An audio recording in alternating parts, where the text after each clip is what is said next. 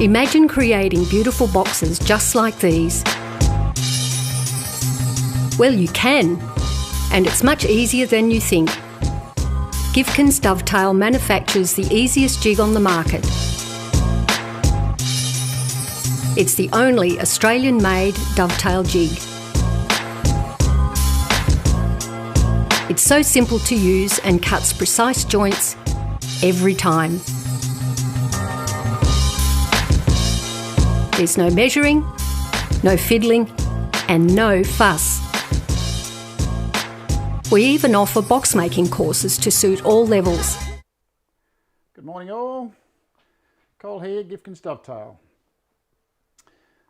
Today's going to be one of those days where we're all over the shop. Now, I hope you all enjoy it. It's going to be a little bit disparate. We've got to work here, and then I have to work over on a bench over there where I've got all the sanding stuff set up.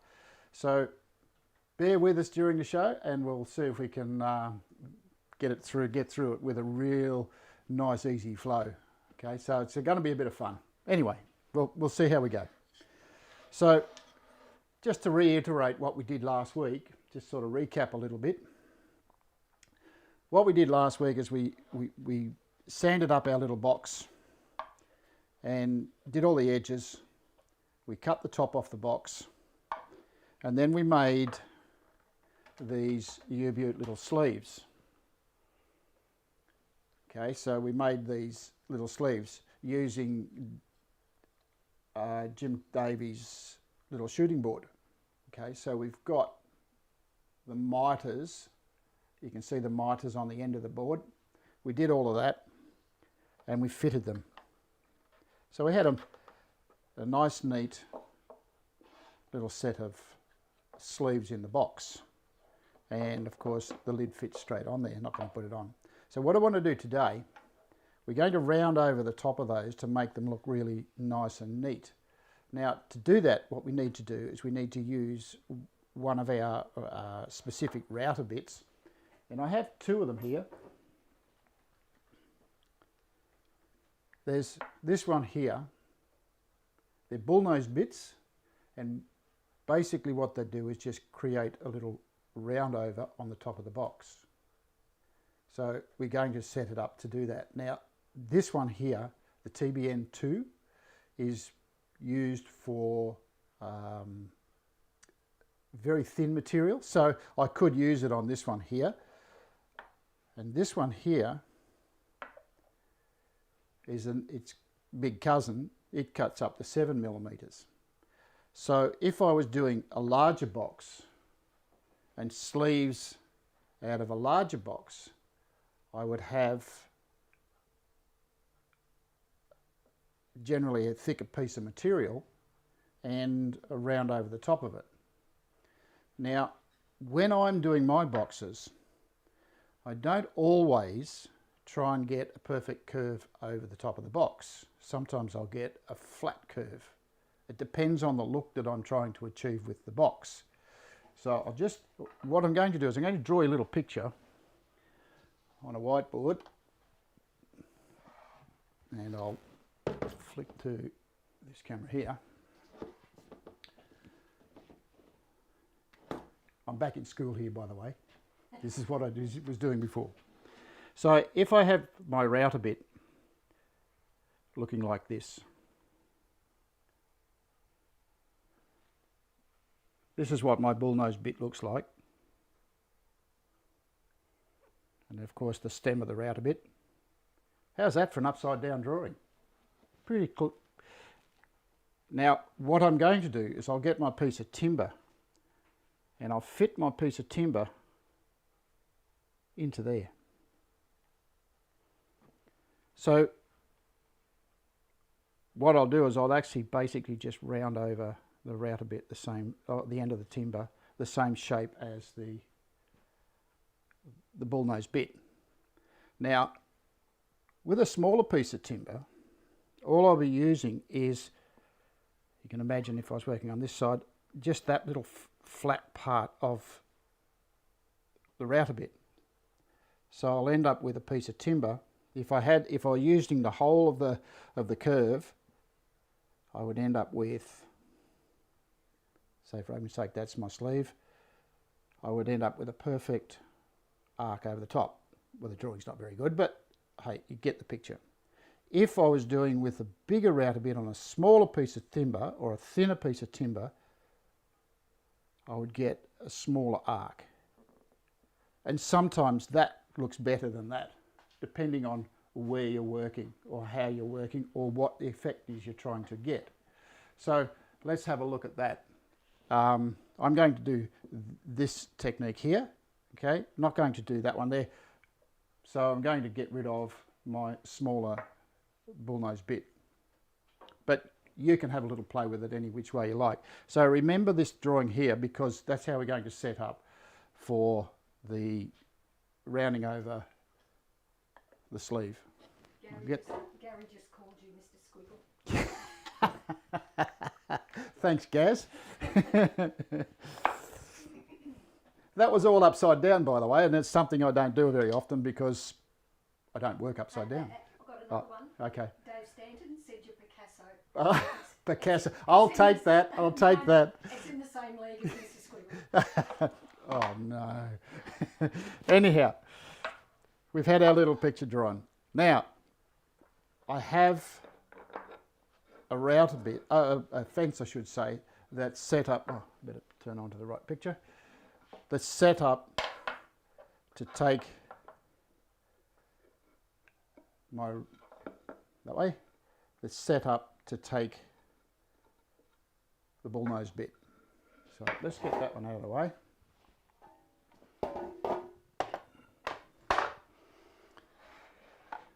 Drop this one in here. Now, the important thing here is to remember you must do a test joint. Or a test cut, I should say, not a test joint, but a test cut. Very important that you do that.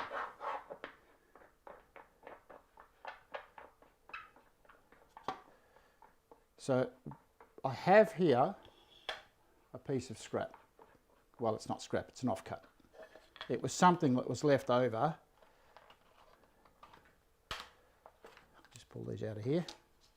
It was something left over when I cut my original sleeves. Okay, so it's just a little bit of leftover. So I'm going to use that as my tester. So here we go. Just bring this down.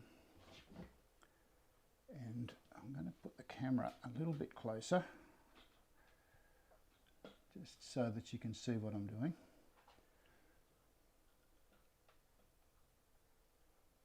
So what I'm trying to do is I'm trying to make sure that that fits and touches the top and the bottom of the curve. Okay, so that we have a nice little set like so. Okay, lock that in. Now when I bring the fence over, you can see that. But what I'm doing, I'm just setting it up so that it just clears the bottom of the curve in the bullnose bit.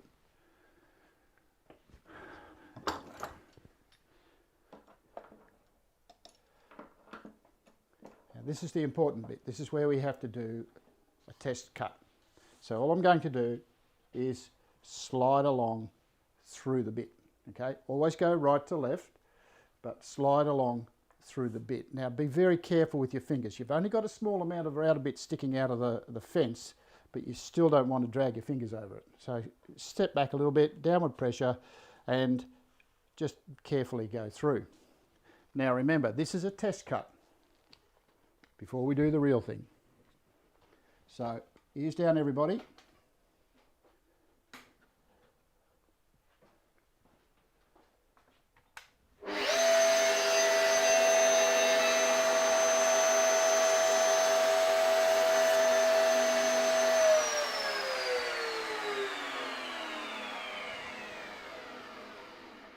Okay, so that only just touched the edge, and you can see not quite there. I've still got a flat spot on the top, So if I just move my fence the tiniest tiny little bit, so that I'm taking a little bit more material off,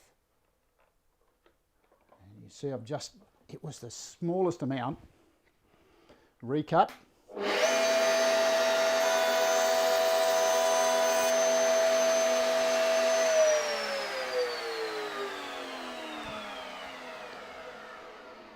And now you can see that, you can see the arc on the top of the sleeve. Right. Now, if you have more arc on one side than the other, it's just a matter of turning your piece of timber over and recutting the other way. So you cut through that way, you would flip it over like so, and then cut back through the other way, and that will give you your perfect arc on both sides. Now, I've got a pretty good arc there, so I'm going to leave that as is, and then it's just a matter of cutting my sleeves. Now, when you do this, make sure that you have them all sitting the same way. Don't turn them over this way, so you can see this one's upside down. These are all up the other way. Make sure they're all the same. Okay? And sometimes what I'll do is I'll have a look along the top here, and if there's any marks or anything that can be taken off by the router bit, well then I'll use that rather than a nice clean surface, which I'll sand later as a finished part of the job. So I go through and I test these, just check them, make sure which ones I want up.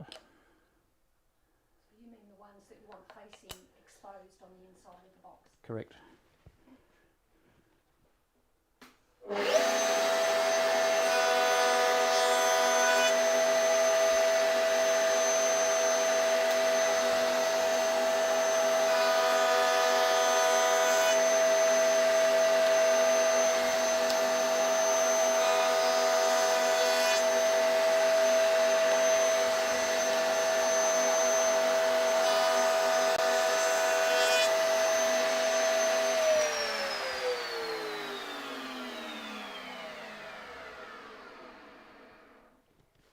So now I have a nice little curve on the top.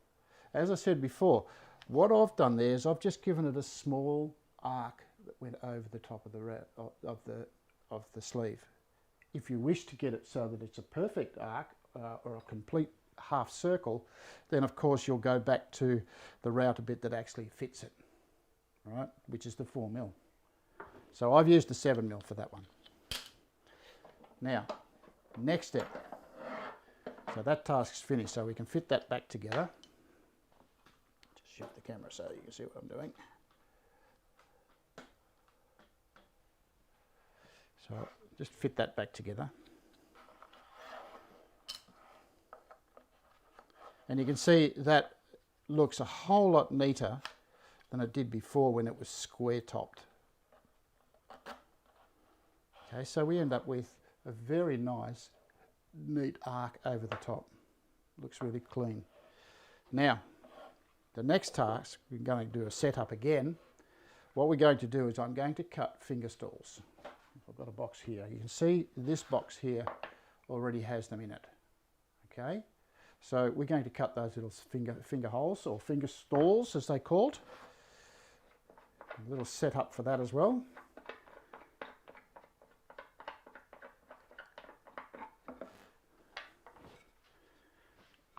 Different fence.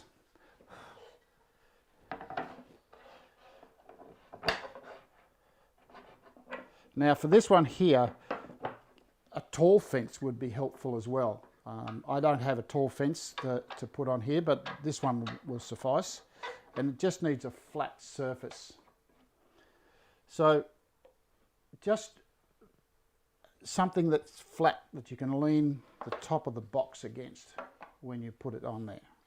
Okay, so get that out of the way. And the router bit that I'm using here, there's a number of different router bits that you can use, and you can make it lots of different sizes as well. The router bit that I'm going to use is a bullnose bit.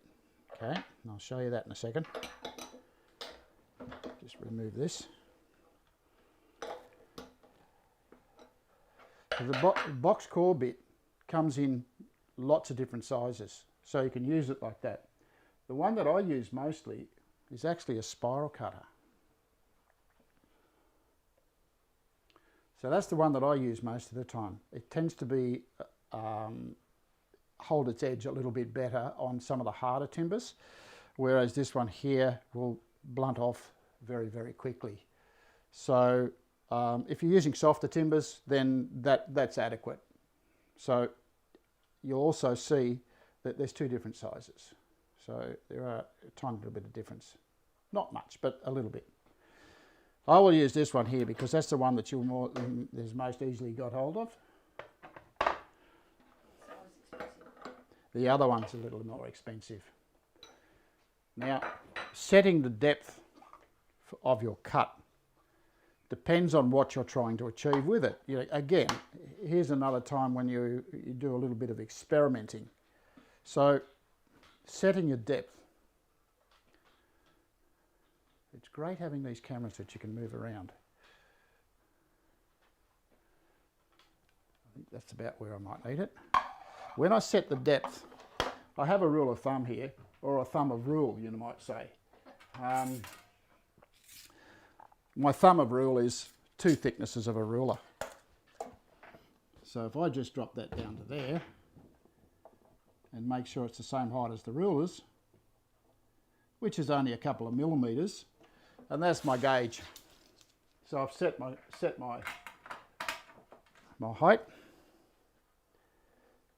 and then I want to get into the middle of the box. So what I have to do is I have to put a couple of marks here.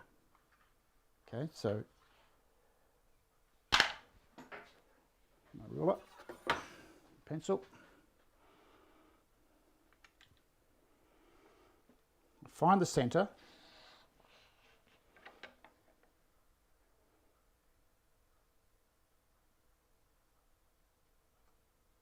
Well, that's good. Too much pressure, too sharp a pencil.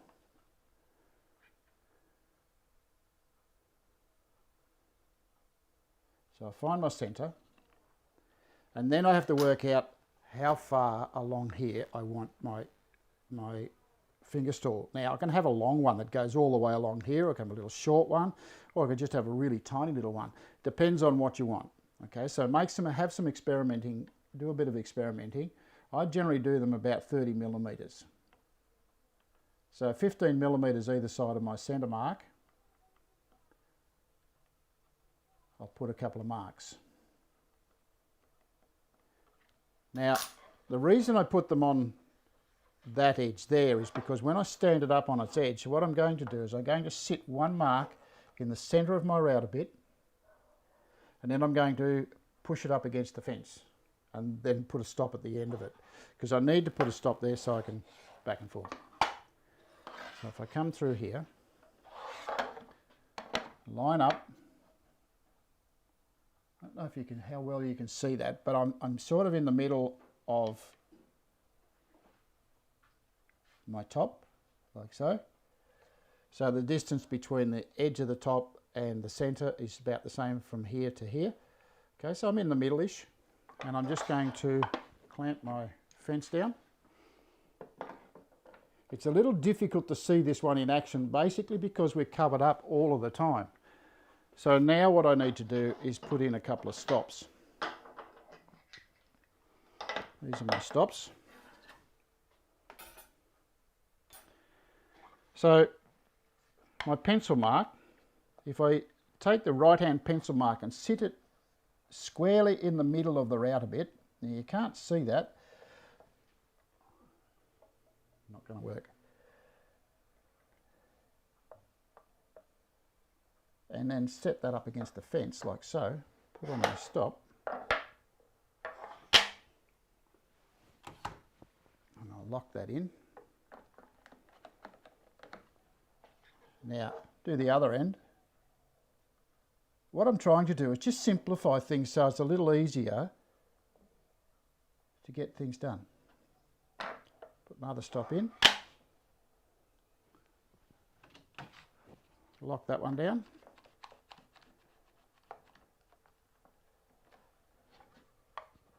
Just check them. I'm using the center of the router bit on my marks, right? And now all I'm going to do is I'm going to drop that on top of there and then slide it along. What I have to do is make sure that I don't rock it back and forth like so. If you do that, you're going to give yourself a little bit of a tear out on the edge of your finger stall. So it's a matter of holding it flush up against the edge of here, put it on there and just drop it straight down and just drag it along. Always go right to left. That way the router bit pushes your work against the fence. Earmuffs.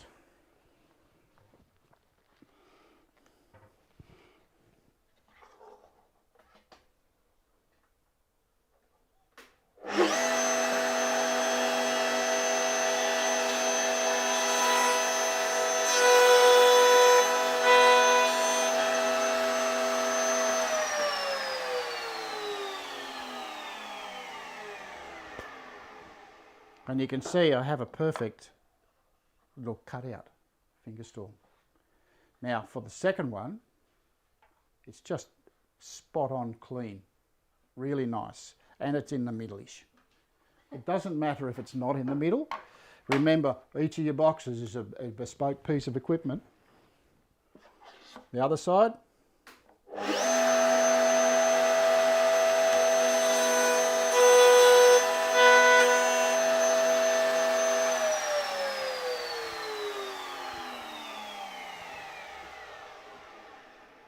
And there I have the other side.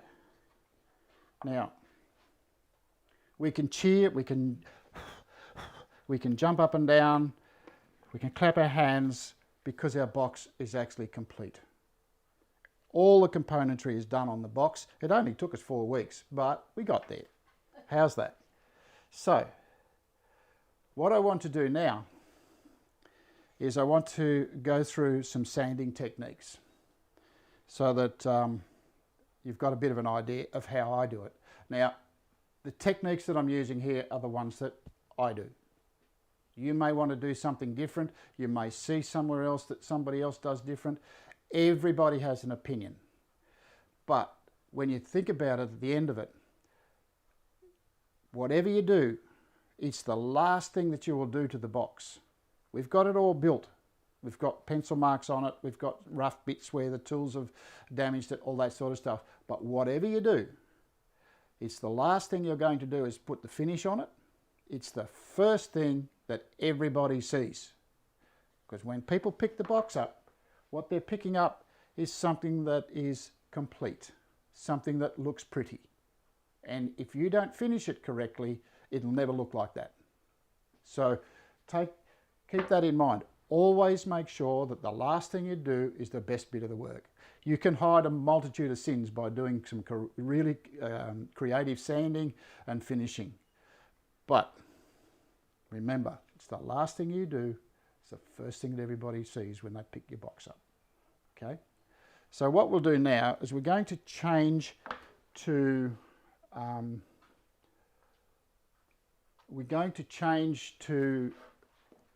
the sanding area. So we'll get things shifted here. I'll shift the camera.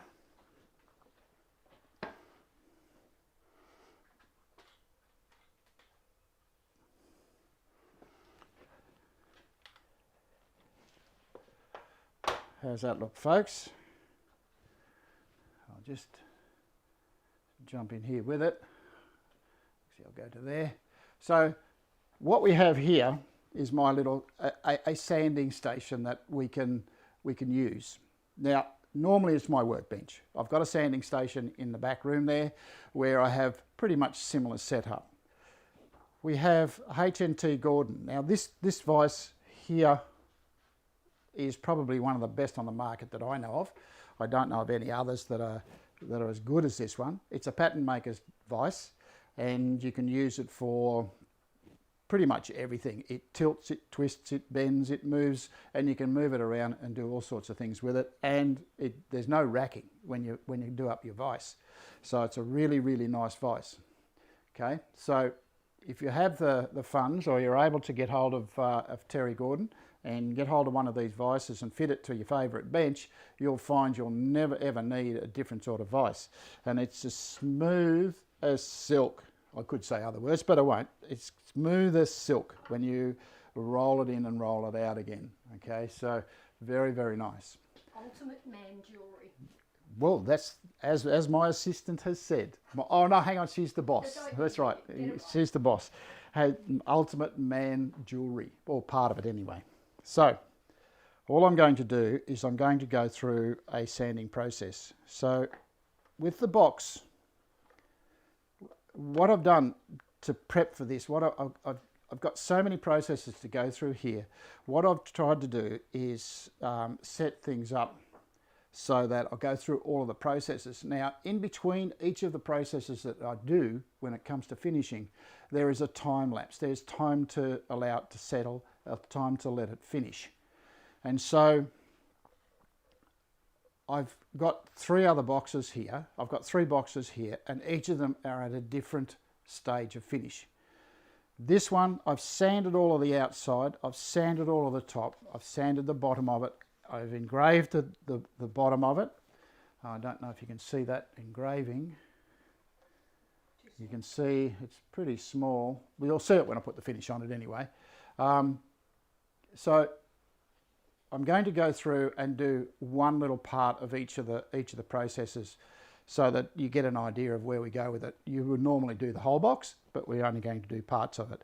So this one here, all the internal componentry has all been sanded and finished, and I've reassembled it and put it all back together again. Then I've done the outside, I've done the 2 ends, I've done the face, I've done the top, done the bottom. So all I have to do is one side. That was the first side that I showed you.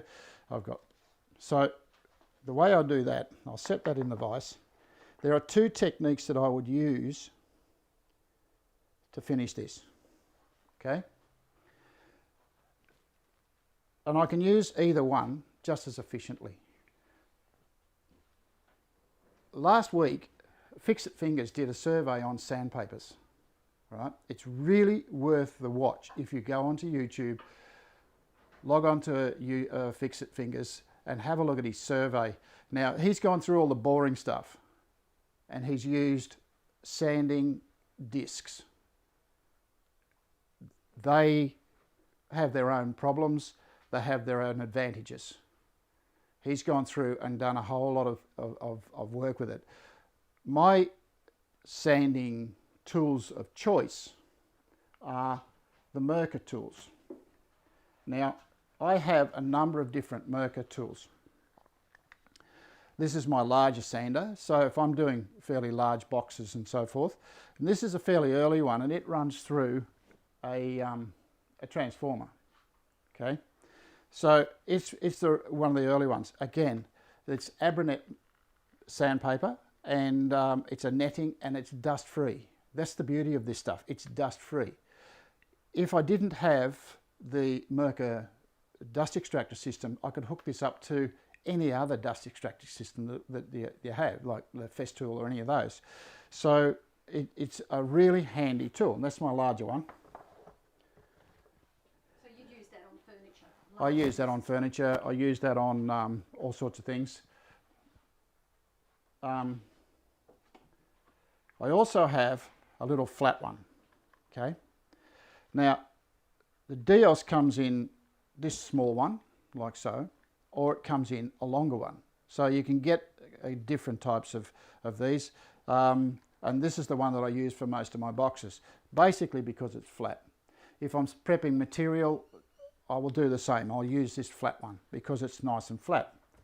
I also have a very small one for when my tiny boxes are. So just a tiny little palm sander, okay? This is a Ceros 325. This one here is the 550, and I think there's a bigger one of that as well. Okay, so Merker have a really wide range of different tools.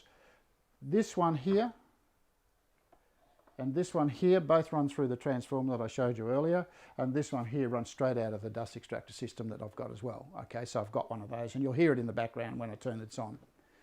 So that's my mechanical way of sanding.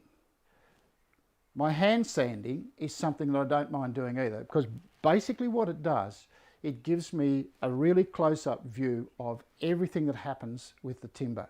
So my finishing is perfect every single time. So all I've done is I've cut up a box full of sandpaper. Okay, so it starts at 100 grit and it goes right out to 2000 grit. All right, little sanding block, and this is what I'll be doing. So I start working with a coarse sandpaper. I'm not going to go a coarse one on this one because I've already partly sanded it, but 180 grit sandpaper. This is just a Norton product, and it's quite adequate for small boxes like this where I'm doing, you know, small handwork. So what I'm going to do is I'm going to go to 240.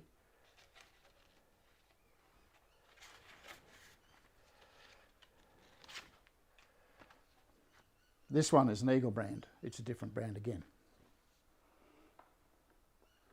Okay, now let's get this picture here. And the way I do it, when I'm sanding, I treat each panel as an individual panel. That way, because I've got a square box, I want to keep the surface flat. I don't try sort of sand this, turn it over, turn it, you know, and get lost along the way. I finish off each of the panels so that it's done. Okay, now when I was teaching, one of the bugbears that I had was students used to lean all over everything to sand things, and the problem with that was that there was no concentration, no focus on what's going on. And you've got to remember, this is the last thing you're doing to the box, and it's going to be the first thing everybody sees, so you've got to get it right. So if you stand yourself up and balance yourself, you can actually work the piece of material. That way you're not going to wear off too much of any particular area.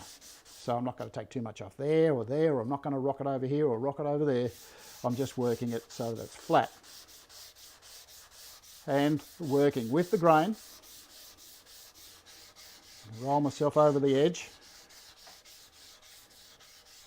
like so.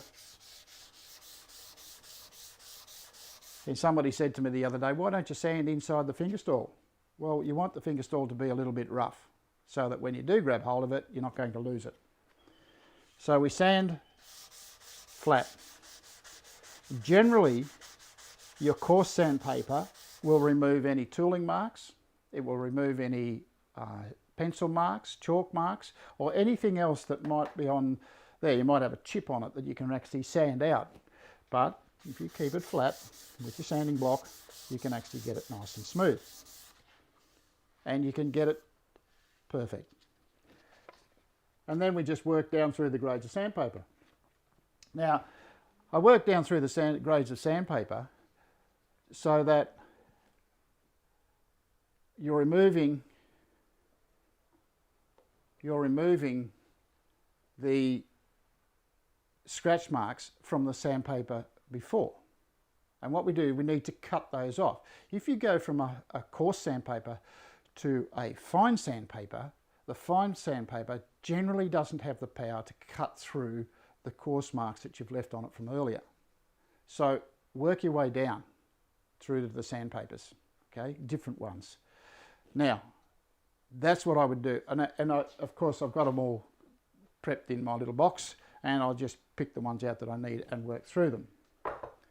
So the next step is what I want to do is I want to show you how I use my abranet. With the abranet, if you ring Japanese tools have this stuff available for you. It comes, I'll go back to this camera here, it comes with these net sanding pads. Okay, you can actually see through them, right? They've all got different grades on them. Again, small. For those of you who are new to the vagaries of sandpapers, so you can see 600, 400, the numbers come from the grade. Okay, so if you've got, say, for argument's sake, 180 grit sandpaper, the number comes from the amount of particles in 1 square centimetre. So if you were to fill up 1 square centimetre with 180 grit, 180 particles of whatever you're using, you'll find that they've got to be relatively big. If you're trying to fill a square centimetre with 2,000 of them, to fit them in, you've got to have really, really small ones. So obviously the higher the number, the finer the grade. Okay, so the finer the sandpaper. So that's where the numbers come from. So if you're wondering, that's where it all happens. Now, I've already used my 240 by hand. So if I go to, say, 320, and this is how this works. So you can see on the bottom of there, all these lovely holes. I'm hooked up to a dust extractor. I think it'll work. There you go.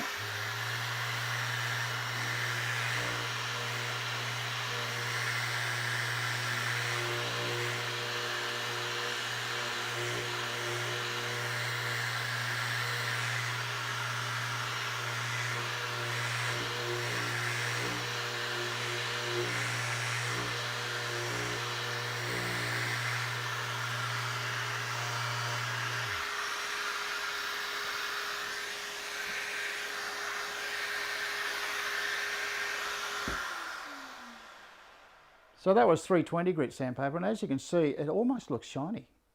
Okay, so that's quite a fine sand system. Now we go to 400.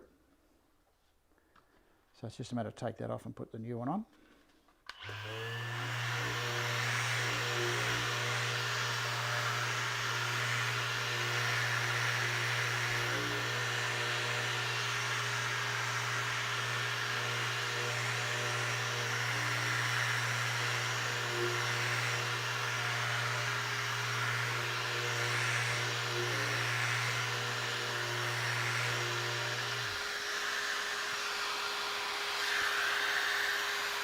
That was 400.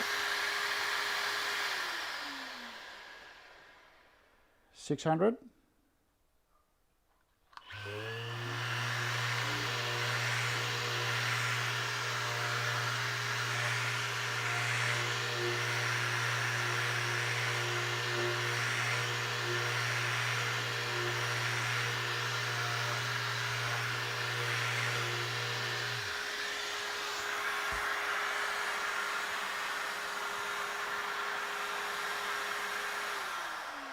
Waiting for that to stop. So what I've done is I've sanded to 600.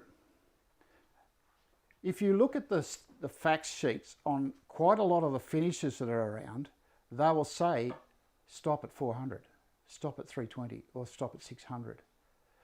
That's fine, but you're looking at a box that you're going to have around for a very, very long time. So the idea is to get it as nice as possible.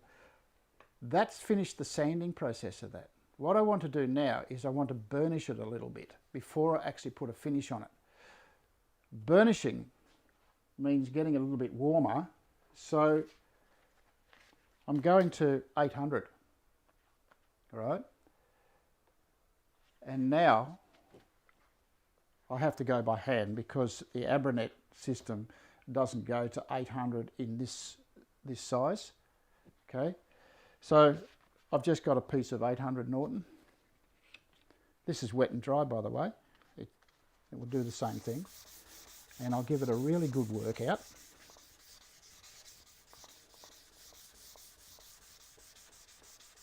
The thing about this, if you're doing that, you can actually check to see that everything is nice. All your joints are nicely fitted, all will work well, you've got no sharp edges around where you want them, and you can pick that up. Now, if you do pick up something like that, the idea is to go back to the coarser sandpapers and then come forward again. And then 1000. And when you burnish it like this, you're actually going to have almost a shiny surface. That sounds smooth. Yes, as Pammy just said, it sounds really smooth. And you can see, you can almost see a sheen on that. just take it out of there, you can actually see that it's starting to, you can see the reflection of the light on it. Okay, so that's where it would go to, and I do that with every panel. You can see the same applies to the top. I've done the top, I've done the ends, I've done the side here, and that's where I'd go with it. So now what I want to do is I want to show you how we go about putting the finish on it. So at 2000 grit, we'll go back to our original bench and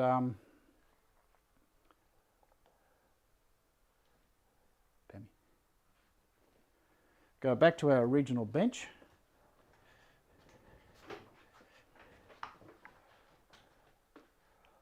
And we'll do a bit of finishing.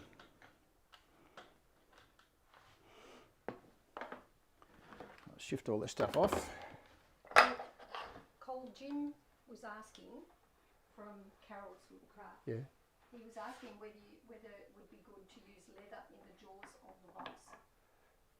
We normally have that. I just haven't got there. Jim, if you're listening, Jim, I normally have a cork surface on the vice, but I haven't done the vice up that tight that's actually going to cause any damage to the box. Leather would be a good idea, but I just haven't got there yet. I had to work with what I've got, mate. So, okay, rightio, here we go. Finishing. Now remember, finishing is also a task in itself.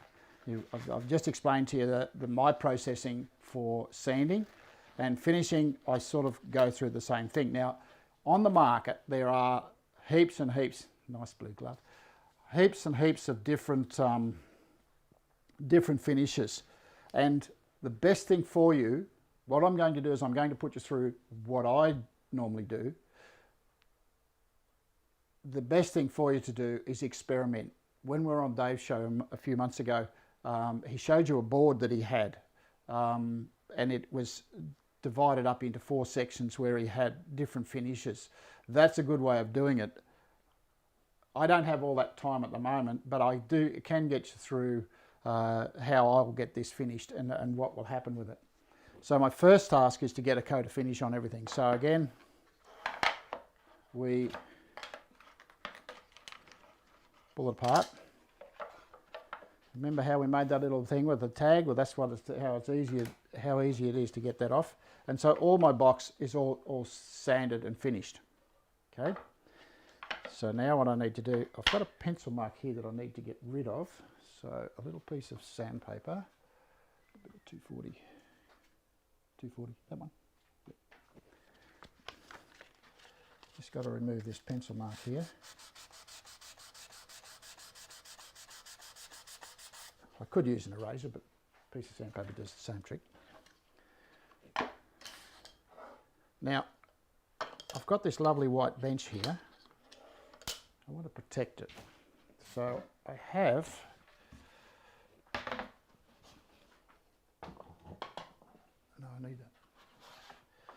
I have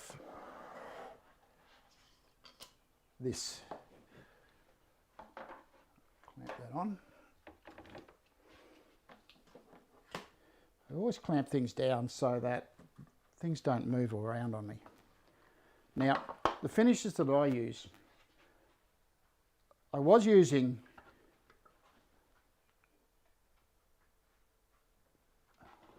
this Danish oil, organ oil Danish oil. It's a natural product. So if you're working with natural products, you'll find that they take a little longer to dry or set up or soak in. And basically they don't have a dryers in them, so they stay sticky or they stay wet for a long period of time.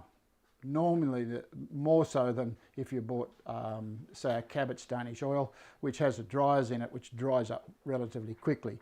And I mean in an hour or two it's touch dry. This stuff here takes just that little bit longer, so there's time involved in waiting for these things to dry. I prefer the natural products. They're food safe. if they happen to, if you happen to be working on them and you go and eat dinner, or you put them on chopping boards or whatever the case may be, they're not going to poison you. Well, that's what they say anyway. I need another glove.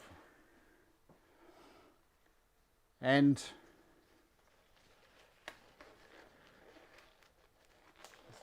the one that I've been working with lately and doing a fair bit of experimenting with is the Kunos oil. Now, Livos oil, this one here, is again another natural one similar to the Danish, the organ oil. Okay, so they're sort of both in the same ballpark. Well, that's my impression anyway. So this is just a natural oil sealer, does the same thing, it settles. So the latest one that I've been playing with, and this again is where I was saying I'm experimenting. This is a Kunos countertop oil.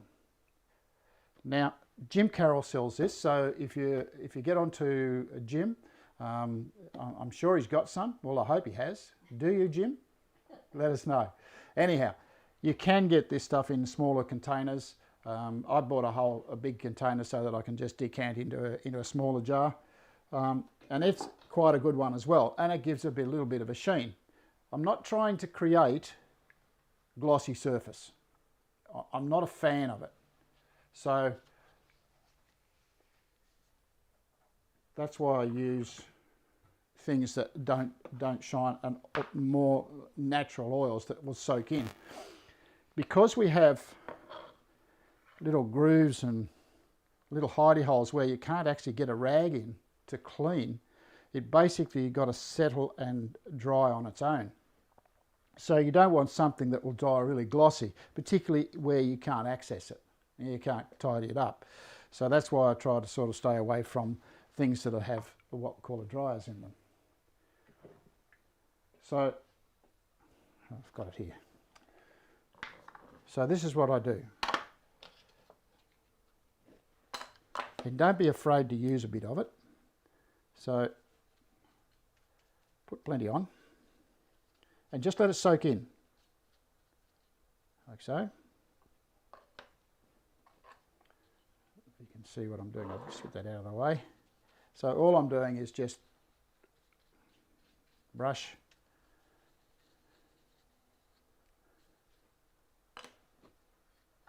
Gary Wilkins was asking, would it be all right to use a high grit automotive sandpaper that's a 2000 plus?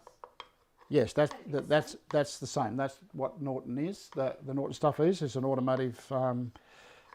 Just for a little bit of background, guys, I spent 20 years in the automotive industry, panel beating and spray painting, and so this is where I've learned to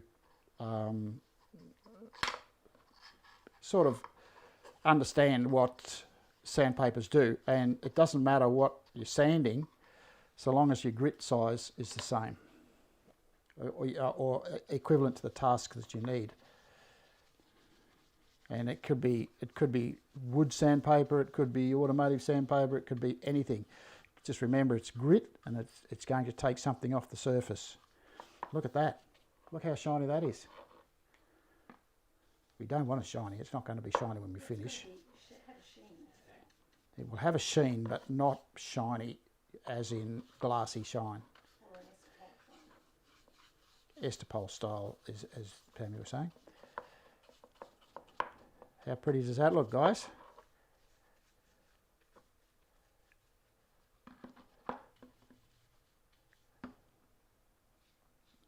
Mike says it just pops.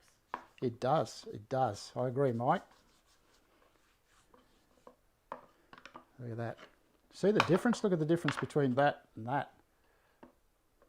And now we'll put the box. Make sure you get into all the corners.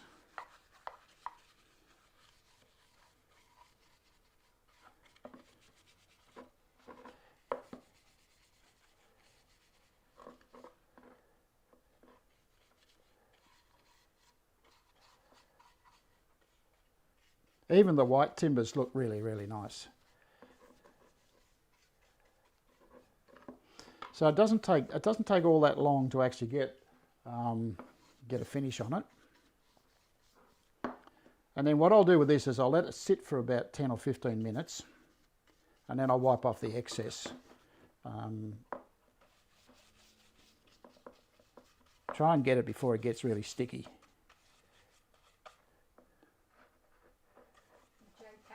John Parra says it looks fantastic. Thanks, John. And you can't actually see, but just here you'll see I've got all the engraving that I did on the bottom of the box. So I'll let that sit aside for 5 or 10 minutes, and then I'll wipe off the excess. And when I've wiped off the excess, Pammy, there's a piece of 2000 grit on the bench there, in the blue. Yep. I'll wet sand, and I'm only going to do part of this so that I can get onto the next bit. So when I wet sand, what's happened is this box here, we got right. That box there is all wet. What I did is I let it sit. This is the same box, and it's the same process that that one's done. I've let it sit, and it's gone all furry, because when you get it wet, it will raise the grain. And the raised grain is generally the little bits that you folded over during your sanding process that hasn't been cut off, right? So what I do then is I will use 2000 grit sandpaper. I'll put a little piece on like that, and then 2000 grit.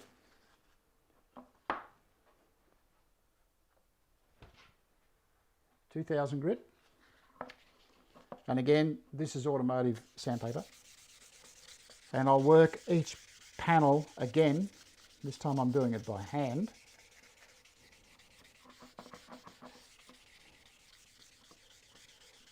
And I'll sand the whole of the box like so. And I do all of the components, inside, outside, top, bottom. Don't miss anything.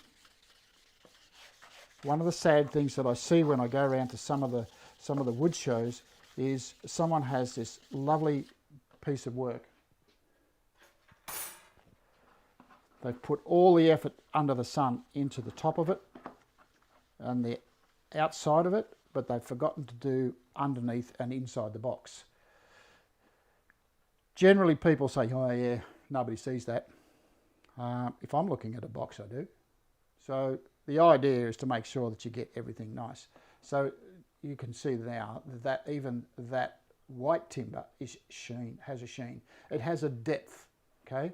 We call that patina. So you want to get it nice and smooth. So that's what I would do, and I'll do the whole box. I'll do that a little bit later down the track. So that's been sitting there 5 or 10 minutes.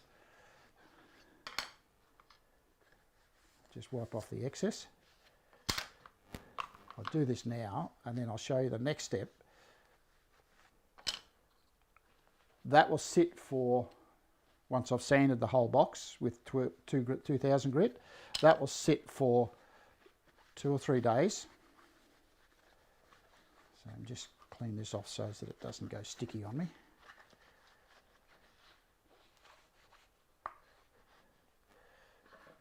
You can see the difference in the box straight away. It just makes it really glisten. Incidentally, most of the time you put this finish on, when you put the finish on, the colour that comes up is generally the colour of the timber when it's growing. Because if you cut a tree down, of course it's all wet inside from the sap and the moistures. And that's what colour it is. It's only when it goes dry that you end up with a flat looking coloured timber. Okay. So that's done. Get that out of the way, get that out of the way. I hope you're following me here, because the next step is waxing the box. Now, I'm going to change my glove for that. That one's okay. That box had finish all over it. My next box is one that got a 2000 grit sanding. This one here, I've already done that with 2000 grit, and you can see there is a sheen. Look at that. It's just so nice. But what I want to do is I want to give it a real depth of colour, and the depth of colour comes from when we wax it. All right. Now, the waxes, there are lots of different waxes on the market. Some are hard waxes, some are soft waxes, some are liquid. There's all sorts of different waxes that you can use. So the idea is to choose one that you like and then do some experimenting. I use Pete's Polish quite a bit. I quite like it. It's got nice smell. It's carnauba wax, beeswax and gum turpentine. And I've just recently found another one, a tinderbox, which is a carnauba wax. I haven't used that yet, but I'm going to give it a shot later down the track in the next couple of days. But this is what I do with this one. Now, I have a little tool. This is, again, another little Merkur tool, okay? Battery operated orbital sander. On the end of that, I have a little pad. Now, the pad is just a piece of felt, okay, so like so. And then I'll grab myself another bit of rag. This is the one I was using the other day. I'll put some of that on. You can see already, see what it does. See how the colour shows up. It just shines, but it's not that glossy, horrible shine that you see on glass top tables or glass top objects. So it gives it a bit of depth. I'll let that sit on there, give the box a little bit of work. And that's what they say, give it a bit of love and it'll love you back.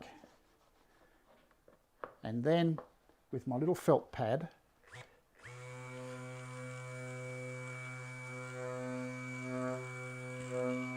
and this is something you can do sitting in front of the TV. Unless, of course, you don't like the sound of this against your TV, but you get them all waxed up and just give that a little bit of a polish with your little felt pad. Incidentally, you can buy these felt pads from Japanese Tools, where you buy the sander from.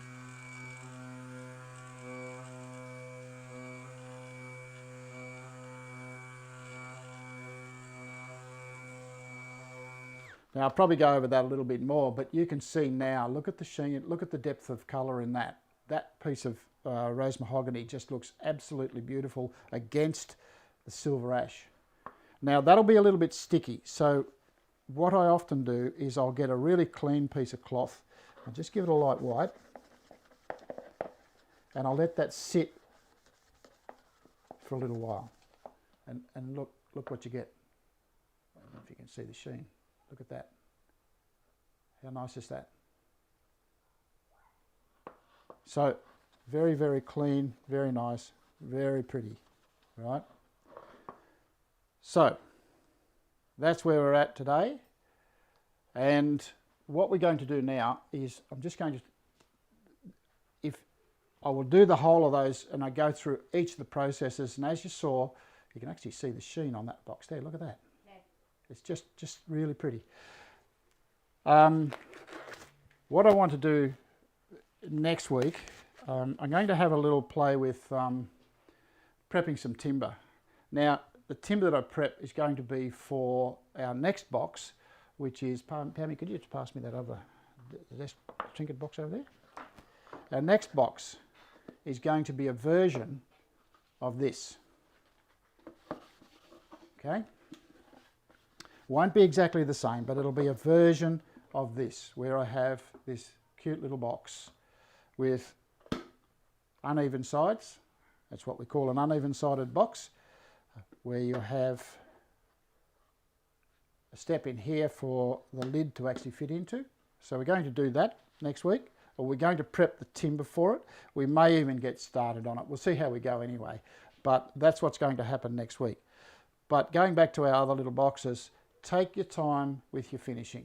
If you do that, you'll always come up with something that somebody's going to go, ooh, ah, like that. And that's what you want. You don't want people picking on it going, oh, you missed a bit of a scratch. Oh, there's a bit of a pencil mark there. You know, like you don't want people doing that. So the idea is to get it as nice as possible. And when people do pick them up, they do admire your work. Okay, and it doesn't take much to get to get a really nice clean finish. Just got to focus on the bits and pieces and have some patience with it. Somebody keeps asking me, what's the secret to getting the finish right? Patience. That's your finish. Now, Dave's on right now. I think he's about to start pretty much soon. He's working on Vicky's quilting table. He did have a disaster the other day where lightning struck his NBN, but I think he's got that fixed, so he'll be back shortly. And so he'll be ready to go in a moment. But I would advise you to, if at some stage, get onto Japanese Tools and have a look at their Merca range. And the other one was Fix It Fingers. If you have a look at his survey on sandpapers, it's very good. It gives you a really good insight into what papers are good, where your budget is, and so forth. So have a little look at that as well, okay? And as I said earlier, the best vice in the block is a HNT Gordon one, and that will do you really well. So that's about all it is today. So I hope you enjoy your work. So if anybody would like to send me to my phone some photos of their finished work, I would love to see it. Okay, so be kind to everybody. Be kind to each other, and have a good afternoon, and I'll see you all next week.